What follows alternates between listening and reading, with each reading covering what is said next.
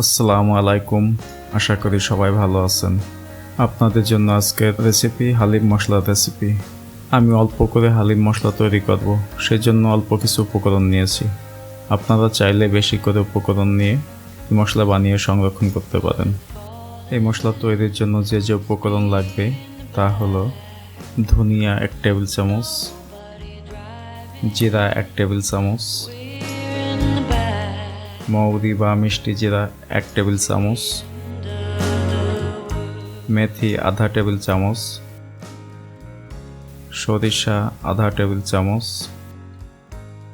রাঁধুনি আধা টেবিল চামচ। এটা দেখতে এইরকম। এই মশলাটা যে কোনো মশলার দোকানে কিনতে পাওয়া যাবে। গোলমরিচ 15 থেকে 20টা,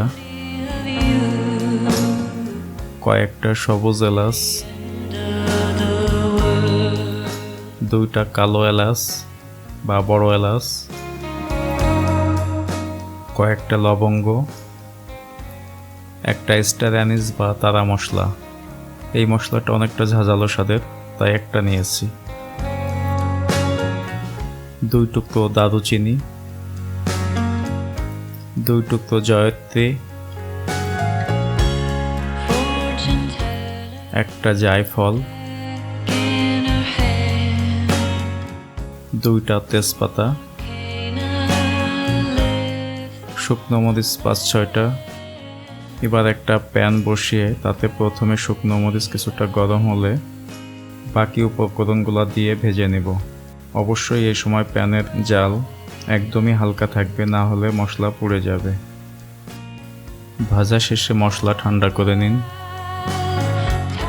ঠান্ডা হলে এবার একটা ব্লেন্ডারে নিয়ে নিন।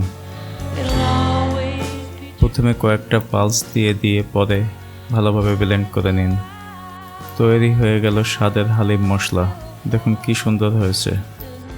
এবার এই মশলা হালিমে ব্যবহার করে হালিমের স্বাদ বাড়িয়ে নিন।